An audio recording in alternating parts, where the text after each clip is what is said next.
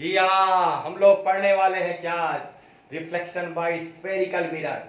Plane mirror हम लोग समाप्त कर चुके हैं। बहुत सारे इसमें क्वेश्चन भी कर चुका हूँ। कहीं कोई डाउट अगर क्वेश्चन में रहता है तो उसको जरूर मेरे तक सेंड कीजिए। जी, क्वेश्चन आप सेंड करेंगे तो उसको रिप्लाई जरूर मैं करूंगा। व्हाट्सएप नंबर सबको पता ही है जी। अब आज का topic reflection by spherical mirror.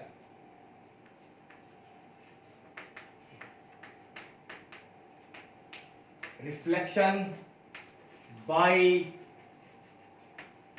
Spherical mirror.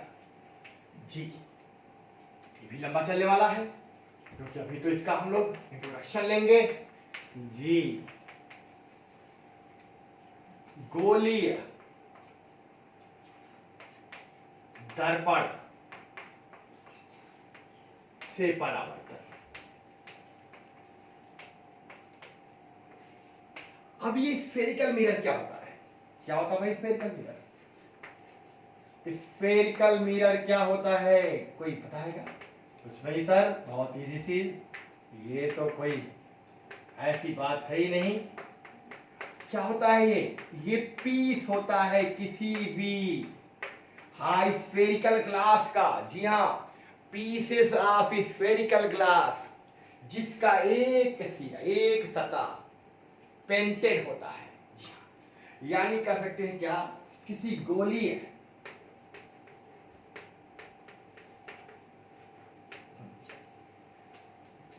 कांच का एक टुकड़ा या भाग जिसके एक सतह पेंटेड होता है। जी हाँ, उसे गोलीय दर्पण कहते हैं। क्लियर? ये यार कह सकते हैं क्या स्फेरिकल मिरर है क्या, तो किसी भी स्फेरिकल ग्लास का एक पीस है। जी हाँ, जिसके एक सरफेस को क्या किया जाता है, पेंट कर दिया जाए, वो हो जाता है स्फेरिकल मिरर। यहाँ पे देखें, मैं एक ये ले लिया, एक स्फेरिकल शेप, और ये स्फेरिकल शेप है किसका, कह सकते हैं स्फेरिकल शेप स्फेरिकल ग्लास है। इस ग्लास का मैं ये वाला पार्ट, जी मैं चाक ले लेता हूँ कलरफुल, जिससे कि फिलिंग आ सके स्फेरिकल। जी मैं सामने रख के बनाता हूँ, थोड़ा अच्छा बने। यहाँ पे मैं कह लूँ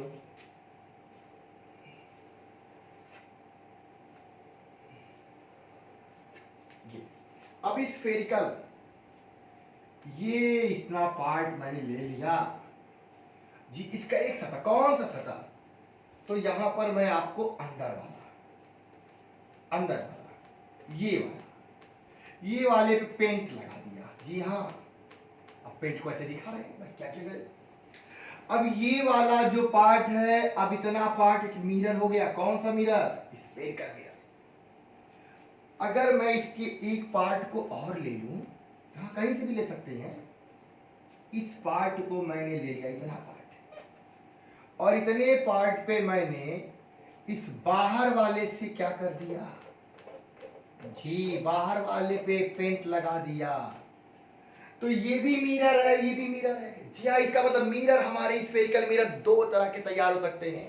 एक जिसके सेंटर ऑफ कर्वेचर वाले सरफेस की तरफ पेंटेड होगा, और एक सेंटर ऑफ कर्वेचर, जी सेंटर से बाहर वाला सरफेस क्या होगा, पेंटेड होगा। जी, इसका मतलब दो तरह के होंगे। ऐसे मिरर को हम लोग बोलते हैं, ऐसे स्फेरिकल मिरर को बोलते हैं कॉन्वेक्स। जी कॉन्वेक्स मिरर, जी क्या बोलते हैं, उत्तल दर्पण।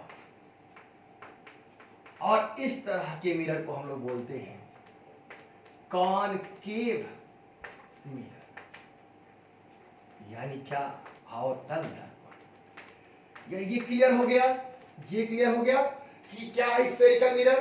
तो स्फेरिकल मिरर किसी स्फेरिकल ग्लास का क्या एक कटा हुआ भाग है, जिसकी एक सतह पर क्या होता है, पेंट लगा होता है, उसे स्फेरिकल मिरर कहते हैं। और ये कितने तरह का हो सकता है, अगर सेंटर वाले पार्ट की ओर पेंटेड है तो हो जाएगा कॉन्वेक्स मिरर। और अगर सेंटर से बाहर वाले सतह की ओर पेंट लगा है तो जी हाँ हो जाएगा क्या आपका कॉन्केव मिरर।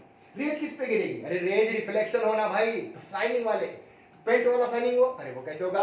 ये वाला, इस पे रेज गिरेगी, आइस पे, इस पे रेज गिरेगी। क्लियर? ये रेज लेफ्ट या राइट किधर से भी गिर सकती है, रेज हमेशा रिफ्लेक्टेड सरफेस पे गिरेगी। किस पे गिरेगी जी? यहां पे हम लोग देखें कि जो स्फेरिकल मिरर है, स्फेरिकल मिरर,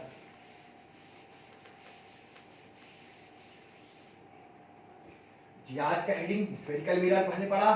तो जो हमारा स्फेरिकल मिरर है वो 2 टाइप्स का हो गया। कौन कौन टाइप्स? एक कॉन्वेक्स मिरर,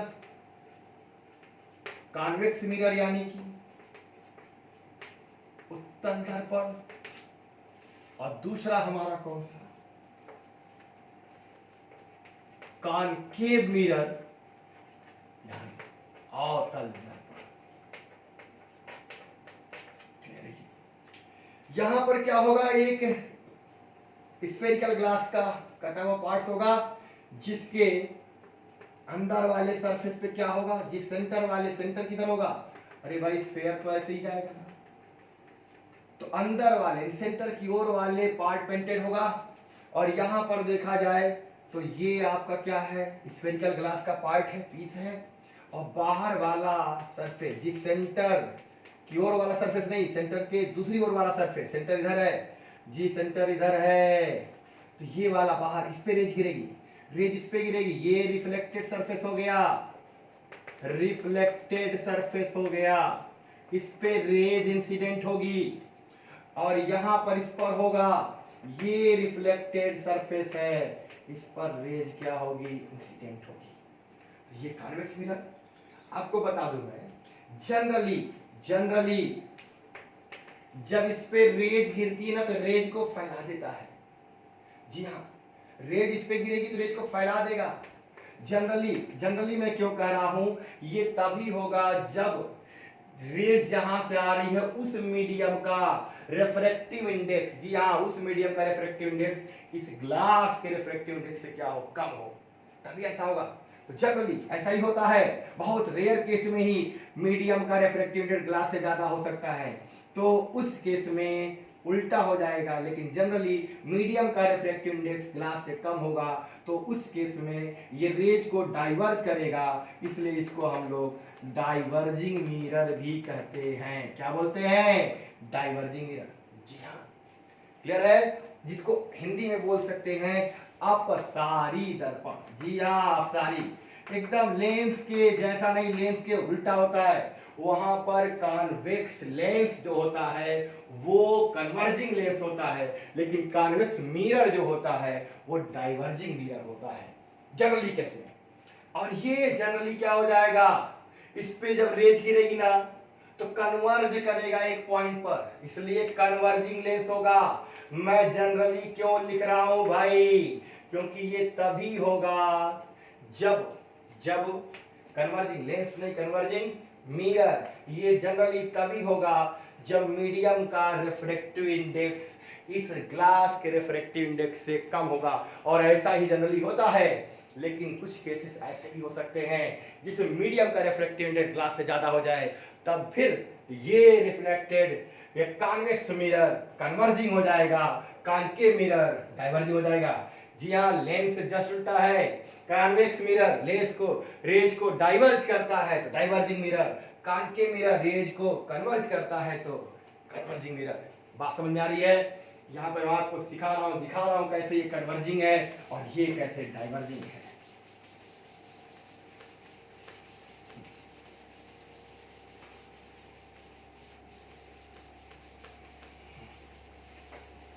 देखेंगे, ये आपका कॉन्वेक्स मिरर में लेगा। कॉन्वेक्स में तो कोई कंफ्यूजन नहीं है।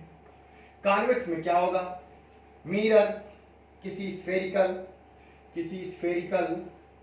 जी ग्लास का कटा हुआ पार्ट होगा और सेंटर वाले सरफेस की ओर क्या होगा, पेंट होगा। सेंटर इधर है, तो को पता है, अरे सेंटर का एक गोले का कटा भाग है तो सेंटर होगा ना, तो सेंटर की ओर पेंटेड है तो रेज किधर गिरेगी, इस सरफेस पे। अगर मैं कहूं कि इस पे रेज गिरी तो क्या करेगा जी, ये रेज को बाहर की ओर, रेज को बाहर की ओर, जी हाँ, रेज को डाइवर्ज करेगा। जनरली कब, जब मीडियम का रिफ्रैक्टिव इंडेक्स इसके रिफ्रैक्टिव इंडेक्स से क्या हो, कम होगा, तो फिर रेज को डाइवर्ज करेगा। इसलिए तो इसका नाम क्या पड़ गया, रेज नहीं, मिरर डाइवर्जिंग, जी हाँ, डाइवर्जिंग मिरर। और यहां पे देखो कान के मिरर, कान के मिरर में कोई शक ही नहीं भाई, शक क्या नहीं, शक क्या नहीं, ये मिरर स्फेरिकल पार्ट होगा, जी हाँ। और किधर पेंट होगा, सेंटर की ओर नहीं, सेंटर वाले सरफेस से बाहर की ओर। ये इस पे रेज गिरेगी, जी हाँ, रेज कहीं किधर से गिरनी, लेफ्ट या राइट, ऐसी कोई थॉट्स नहीं होती, ऐसा कोई कॉन्सेप्ट नहीं होता भाई। से रेज हमेशा रिफ्लेक्टेड सरफेस पे गिरती है, तो रेज गिरी, जी हाँ। और रेज ये जाएगी, जी हाँ, नॉर्मल लेंगे, और आपको पता लॉ ऑफ रिफ्लेक्शन तो फॉलो ही होगा, law of reflection, angle of incident equal angle of reflection, आपतन कोण बराबर परावर्तन कोण, वो तो फॉलो ही होगा। ये पहला गिर रही है, यहां पे मैं कह लूं कि रेज को क्या करेगा, ये एक पॉइंट पर कन्वर्ज करेगा, जी हाँ, इसलिए इसको क्या बोलेंगे हम लोग, इसको बोलेंगे कन्वर्जिंग मिरर। क्या करेंगे, कन्वर्जिंग मिरर, जी हाँ। लेकिन ये कब तक होगा, जब मीडियम का रिफ्रैक्टिव इंडेक्स इसके रिफ्रैक्टिव इंडेक्स से क्या होगा, क्या होगा, कम होगा तब। अगर ज्यादा हो गया तो जस्ट अपोजिट हो जाएगा, रहेगा कन्वेक्स मिरर, ये नहीं बदलेगा, लेकिन डाइवर्जिंग नहीं, कन्वर्जिंग हो जाएगा। ये कानके भी रहेगा लेकिन कन्वर्जिंग नहीं, डाइवर्जिंग हो जाएगा। कब, जब मीडियम का रिफ्रैक्टिव इंडेक्स इस ग्लास के रिफ्रैक्टिव इंडेक्स से क्या हो, ज्यादा हो। ऐसा बहुत रेयर केस होता है, लेकिन रेयर केस को भी जानना है कि नहीं जानना है जी। ये हो गए, समझ बात आ रही है। तो ये हमारे दोनों मिरर्स, अब इन्हीं दोनों मिरर्स के बारे में तो हम लोगों को पढ़ना है, बहुत सारे एप्लीकेशन पढ़ने हैं भाई, पूरा पूरा समझिए कि जैसे आपका प्लेन मिरर चला वैसे ये भी चलेंगे। अब आपको बता दें सम इंपॉर्टेंस, एक बताओ, इसका सेंटर ऑफ कर्वेचर पहले बता दिया था पहले लेक्चर में, इसका फाइनाइट होगा जी, सेंटर फिक्स है, कहीं होगा इनफाइनाइट पे नहीं होगा, कहीं होगा। फोकल पॉइंट भी फिक्स है, कहीं होगा जी इनफाइनाइट पे नहीं होगा। तो कुछ some importance, some importance points of spherical mirror. Okay, गोली दर्पण के कुछ महत्वपूर्ण बिंदु, वो महत्वपूर्ण क्या बिंदु हैं ये देखा है। पहला पहला क्या देखा, पहला पहले मैं देख रहा हूं पोल, क्या होता भाई पोल, यानी कि ध्रुव जी, जिसे रिलेट करते हैं। ये मैं ले लिया, एक एक पॉइंट समझते चलते हैं। ये क्या है, अभी कुछ मिरर तो समझ में नहीं, केवल स्फेरिकल ग्लास का पार्ट समझ में आ रहा है। अब बता दो कौन सा मिरर, कौन सा मिरर, कौन सा मिरर। अरे भाई कान के मिरर, क्यों बार बार एक ही चीज पूछ रहे हैं। अच्छा चलो फिर पूछता हूं, ये बता दो क्या, कौन सा मिरर, कौन सा मिरर, कौन सा मिरर, कौन सा मिरर, कौन सा मिरर है। ये वाला कॉनकेव है, ये वाला कॉन्वेक्स है। अब मैं क्या बताऊं तेरा, पोल मिरर है, मिरर है, मिरर का जो सेंटर पॉइंट होगा उसी को क्या बोलते हैं, पोल, और इसे रिप्रेजेंट करते हैं। मिरर का हाफ एंड सेंटर पॉइंट ले लो जी हाँ, वो सेंटर पॉइंट क्या कहलाएगा, पोल, क्या कहलाएगा, पोल ऑफ मिरर। क्लियर, ये इसे पी से रिप्रेजेंट करते हैं। अच्छा पी से रिप्रेजेंट करते हैं। एक और चीज क्लियर हुआ, पोल, पोल क्या होता भाई, अगर आप मिरर का सेंटर वाला पॉइंट ले लेंगे तो क्या कहलाएगा, वो पोल। अच्छा ये बात है। अब आ जाइए क्या, centre of curvature, centre of curvature. पहले वक्रता केंद्र, ये क्या होता है? अरे भाई किसी स्फेयर का पार्ट ही तो है मिरर, कि नहीं है स्फेरिकल मिरर है तो उसका कोई सेंटर होगा। जी हाँ, ये मैंने कहा। क्या? कौन सा मिरर? कौन सा मिरर? सर बना तो दीजिए पहले पूरा, अब बताओ। सर ये वाला क्या है? ये तो आपका कॉनकेव मिरर है। तो इस कॉनकेव मिरर का अपना स्फेयर होगा, स्फेयर का ये पार्ट होगा। 3D होता है भाई स्फेयर, तो 3D बना नहीं सकते हम लोग। जी हाँ, और वैसे भी मेरी आर्ट बहुत अच्छी है, आप लोग सब लोग जानते ही हो। चलो आप लोगों की भी आर्ट मेरी तरह हो जाए, मेरी दुआ लग जाए। आइए। नहीं भाई, मैं मजाक कर रहा हूं। जी हाँ, चलिए अब बात करें, इसका सेंटर होगा कि नहीं होगा? अरे इसका सेंटर होगा ना, ये नहीं होगा? ये सेंटर ही तो क्या है? Centre of curvature.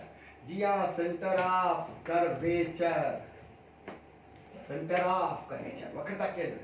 जी, जिस गोलीय भाग का ये कटा हुआ भाग है, गोले का कटा हुआ भाग है, उसका कोई सेंटर होगा, वही तो है सेंटर ऑफ कर्वेचर। इसमें एक बात ध्यान देंगे, कॉनकेव मिरर में centre of curvature reflected surface की ओर होगा, जिस पे रेज गिरेगी सेंटर से होकर यानी सेंटर की तरफ से रेज आएगी। जी हाँ, और यहीं पर मैं अगर बात कर लूं ऐसा, तो ऐसा ऐसा ऐसा बात कर रहा हूं। अब बताओ ये कौन सा? अरे सर ये कॉन्वेक्स है। तो ये क्या है? इसका भी कटा हुआ भाग देख लो, इसी गोले का ही कटा हुआ भाग है।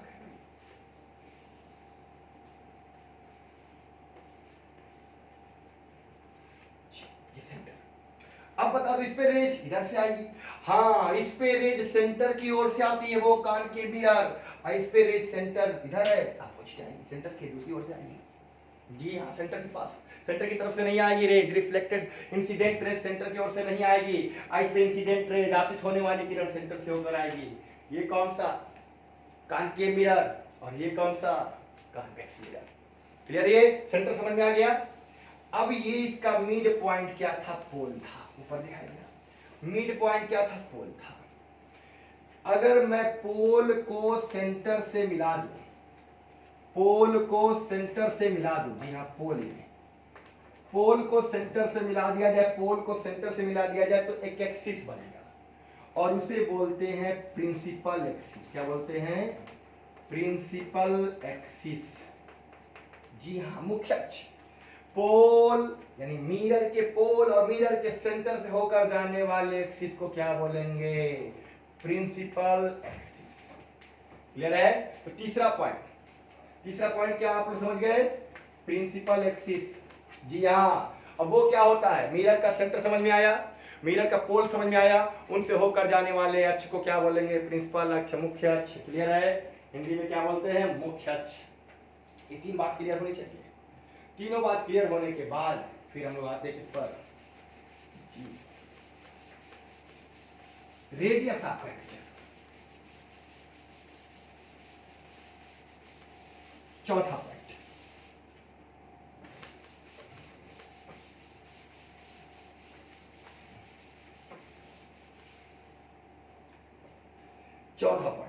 चौथा पॉइंट क्या है? रेडियस ऑफ कर्वेचर, वक्रता त्रिज्या। अभी देखो, मिरर कौन सा? कॉनकेव। इसका पूरा भाग ये मैं बना लिया। हाँ, ये सेंटर मान लीजिए, ये मिड पॉइंट हो गया। सेंटर पोल, सेंटर और पोल से होकर जाने वाले एक्सिस को मुख्य अक्ष, प्रिंसिपल एक्सिस, और पोल से सेंटर तक की दूरी को, ये जो डिस्टेंस है, जी हाँ, इसे बोलते हैं रेडियस ऑफ कर्वेचर। क्या कर सकते हैं? मिरर के पोल से मिरर के सेंटर तक की दूरी को क्या बोलेंगे? Radius of curvature. भाई दूरी है, त्रिज्या है ये। जी हाँ, गोले का कटा भाग है तो त्रिज्या, सेंटर तक की दूरी कहां से? पोल से। आर से रिप्रेजेंट करते हैं, मीटर में हो सकता है, सेंटीमीटर में हो सकता है, जो भी दूरी की यूनिट है। और यहाँ पे यही मैंने ले लिया, अब इधर कर दिया तो रेस तो इधर से पड़ेगी, लेकिन सेंटर थोड़ा ही इधर हो जाएगा भाई। सेंटर तो इसके सेंटर तो इधर ही आएंगे ना। ये आपका स्फेयर है और स्फेयर ये सेंटर हो गया, और सेंटर के ठीक सामने वाला ये पोल हो गया। तो सेंटर के सामने पोल हो गया, बीच वाला पॉइंट। ये जो डिस्टेंस है यही क्या कहलाएगी? Radius of curvature. क्लियर है? क्लियर हो चुका होगा। पोल से सेंटर तक की दूरी को क्या बोलेंगे? Radius of curvature. और फिफ्थ पॉइंट फोकल लेंथ या फोकल पॉइंट में कह लूं जी, फोकस बिंदु। अगर आप देखो कि ये पोल है और ये सेंटर है, मैं अभी आगे इसको और समझाऊंगा, लेकिन पोल और सेंटर के मिड पॉइंट को लीजिए, ये आपका फोकस पॉइंट। क्लियर है? ये पोल और सेंटर के मिड पॉइंट को लीजिए, ये हो गया फोकस पॉइंट। जी, आप क्या कर सकते हो? पोल सेंटर से होकर जाने वाला प्रिंसिपल एक्सिस, उसी पर पोल और सेंटर के बीच यानी मध्य पॉइंट बिंदु लीजिए, सेंटर पॉइंट लीजिए, सेंटर और पोल के बीच का पॉइंट लीजिए, क्या कहलाएगा? Focus point. और 6 फोकल लेंथ। अभी फोकल पॉइंट को मैं और समझा रहा हूं। फोकस दूरी ये क्या होता है? पोल और फोकल पॉइंट के बीच की दूरी। जी, पोल और फोकल पॉइंट के बीच की दूरी क्या कहलाएगी? फोकस दूरी। फोकस और पोल के बीच की दूरी क्या कहलाएगी? फोकस दूरी। और ये फोकस दूरी होती कितनी है? क्योंकि सेंटर है ये इन दोनों पॉइंट का, ये दूरी आर, ये दूरी एफ, और ये सेंटर है, तो एफ इक्वल क्या हो गया? आर भाई। ये दूरी पूरा पूरा सी, कितनी दूरी? आर, और ये पूरा आर, और ये आपका एफ, तो ये सेंटर है, तो एफ इक्वल आर बाई 2। यार ये तो फोकल पॉइंट सेंटर और पोल के बीच का पॉइंट कहलाता है फोकल पॉइंट, और पोल से फोकल पॉइंट तक की दूरी कहलाती क्या है? फोकस दूरी। क्लियर है? ये इतनी बात समझ में आ रही है? इसको आप थोड़ा समझ, क्या क्या बातें समझ में आई? पोल समझ में आया, सेंटर समझ में आया, प्रिंसिपल एक्सिस समझ में आया, रेडियस ऑफ कर्वेचर समझ में आया, फोकल पॉइंट कहां होता है समझ में आया, फोकल लेंथ। अब फोकल पॉइंट को मैं और समझाना चाहता हूं। जी हाँ, क्लियर है?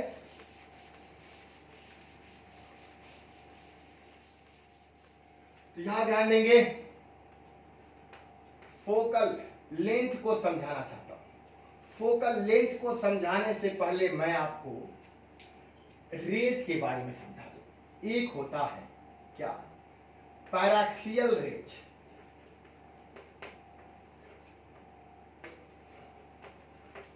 और एक होता है लिमिटिंग रेज। जी, पैराक्सियल यानी अक्षीय किरणें,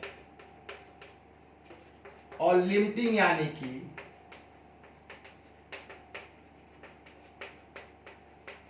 सीमांत किरणें। ये क्या होता है? पैराक्सियल रेज है, लिमिटिंग रेज।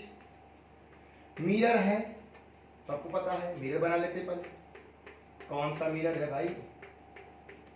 सर ये कान के, बार बार इसलिए क्योंकि दिमाग में थोड़ा भी रहे तो खत्म हो जाए, कंफ्यूजन ना बना रहे। चलिए, पोल हो गया और इसका सेंटर ये मैंने मान लिया। क्लियर है? अब ये बीच का पॉइंट क्या हो गया? फोकस पॉइंट हो गया। सर ये क्या होता है पैराक्सियल? ये आपका क्या हो गया? अरे सर ये तो सेंटर और पोल से होकर जाने वाली एक्सिस है, यानी प्रिंसिपल एक्सिस है भाई। अब मैं आपको कहना चाह रहा हूं, प्रिंसिपल एक्सिस के पास से होकर जाने वाली किरणें क्या कहलाएंगी? Paraxial rays. Paraxial rays. Clear? और जो थोड़ा बड़ा बना लें, जो प्रिंसिपल एक्सिस के बहुत दूर से किरणें जाएंगी, इन्हें क्या बोलेंगे जी? किरणें बहुत दूर से जा रही हैं, तो जो एक्सिस के पास से जाएंगी वो पैराक्सियल, और जो दूर से जाएंगे उसे क्या बोलेंगे? Limiting range. या फिर समझा दूं आपको, ये बता दो।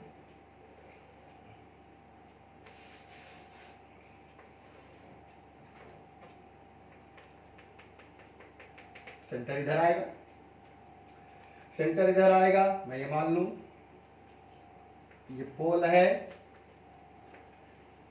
और ये प्रिंसिपल एक्सिस है, प्रिंसिपल एक्सिस है। अब ये देखा जाए कि जो रेस इधर से आएगी ना, क्योंकि सरफेस भाई शाइनिंग वाला इधर है, रिफ्लेक्ट सरफेस, तो रेज आएगी। जो प्रिंसिपल एक्सिस के पास से रेज आएगी उसे क्या बोलेंगे? पैराक्सियल रेज, यानी कि अच्छी किरण। और जो बहुत दूर, ये एक्सिस है बहुत दूर, हाँ बहुत दूर, ये क्या कहलाएगी? Limiting rays. ये क्या कहलाएगी? Limiting rays. क्लियर? ये बात समझ आ रही है? तो मैं यहां लिख रहा हूं क्या जी? मुख्य अक्ष के पास से होकर दर्पण पर या लेंस पर या कहीं भी आपतित किरणें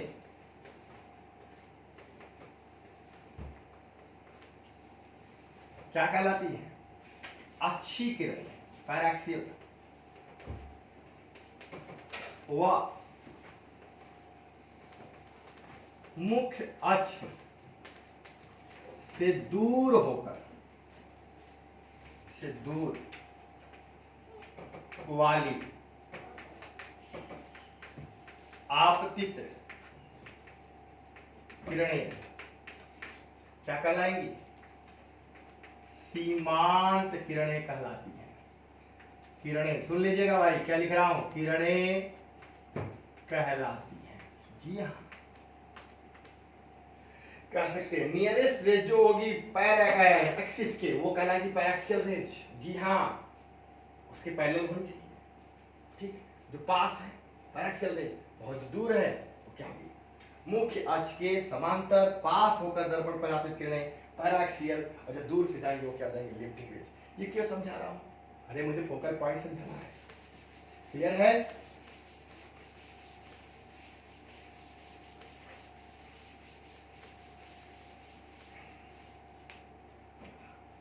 फोकल पॉइंट, फोकस बिंदु।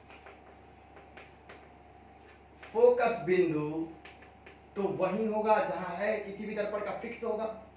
ये खिसकेगा थोड़ा ना। जी हाँ, सब कुछ कांस्टेंट है, कुछ भी कांस्टेंट है, लेकिन इसको डिफाइन कर रहे हैं लिमिटिंग रेंज के लिए। जी हाँ, कह सकते हैं क्या? मुख्य अक्ष के समांतर कौन? आपतित। अरे दो तरह की किरण होती, सीमांत और अच्छी। तो अच्छी, हाँ सीमांत के लिए नहीं, ओनली पैराक्सियल रेज। अच्छी किरणें परावर्तन के पश्चात, ये बात दिमाग में रखेंगे। किन के लिए ओनली डिफाइन हो रहा है ये? पैराक्सियल रेज के लिए। हाँ, लिमिटिंग रेज नहीं उस पॉइंट से होकर जाता है, पश्चात जिस बिंदु से होकर जाती है उसे फोकस बिंदु कहते हैं। क्लियर है ये? हाँ, ये बात बहुत दिमाग में गौर करने वाली है कि सभी पैरेलल रेज फोकस पॉइंट से होकर जाएंगी या जाती हुई प्रतीत नहीं होती हैं, जाती हैं या जाती हुई प्रतीत होती हैं। मैं यहां पे सही कर लूं, करेक्ट कर लूं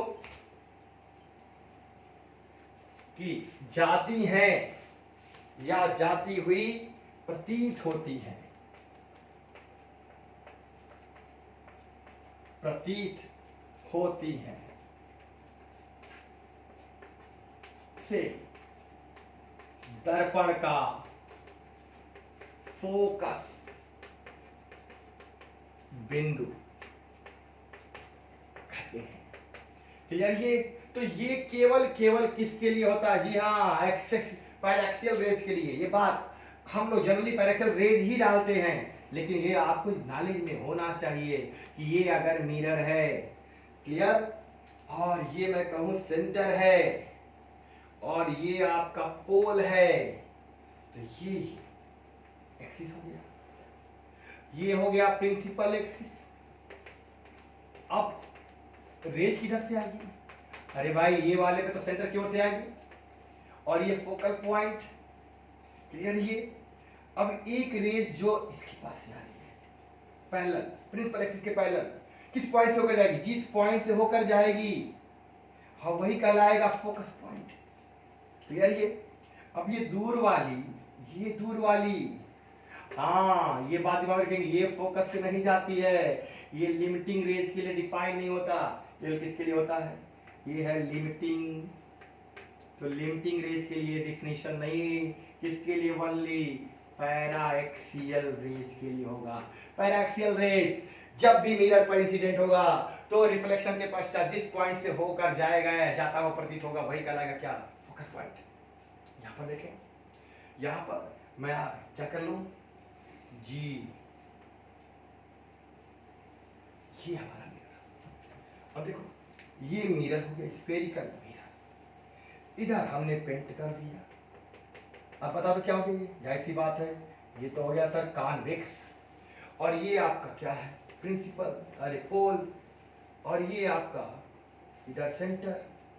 मैं मान लूं तो ये जो एक्सिस हो गया, ये एक्सिस क्या कहलाएगा? सर ये तो प्रिंसिपल एक्सिस है। अब प्रिंसिपल एक्सिस के पास से होकर जाने वाली पैरेलल रेज किधर से? इधर से, इधर पेंटेड है, उधर से आइए, ये वाली क्या कहलाएगी? पैराक्सियल, और ये क्या कहलाएगी? लिमिटिंग। तो पैराक्सियल, अगर मैं कहूं कि पैराक्सियल किस पॉइंट से होकर, जी ये तो क्या है? कन्वर्ज करेगा डाइवर्ज, अरे सर डाइवर्ज करेगा, ये मैं ये करूं कि ऐसे, जी हाँ, क्लियर? ये तो ये आपका अच्छा है, तो जिस पॉइंट से जाता हुआ प्रतीत होगा वही कहलाएगा क्या? ये सेंटर, तो ये फोकस। लेकिन ये वाला यहां से नहीं जाता हुआ लगेगा, ये वाला ऐसे जाता हुआ लगेगा, थोड़ा सा डिफर है। तो किसके लिए डिफाइन होता है ये? कि समांतर जाने वाली किरणें। एक बात सब लोग नोट कर लेते हैं, समांतर जाने आपतित किरणें परावर्तन के पश्चात जिस बिंदु से होकर जाती हैं या जाती हुई प्रतीत होती हैं, उसे फोकस बिंदु कहते हैं। लेकिन ये किस रेज के लिए ही केवल सत्य होता है? पैराक्सियल रेज के लिए। किसके लिए?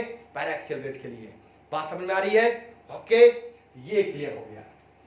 अब देखो, कुछ और भी पॉइंट्स हम लोग देखेंगे, लेकिन इस वीडियो को आप क्लियर कर लीजिए, और फिर इसके बाद से हम लोग क्या करते हैं, फिर नेक्स्ट लेक्चर में मिलते हैं और जबरदस्त तरीके से हम लोग कुछ रिफ्लेक्शन बाय स्फेरिकल मिरर के और टॉपिक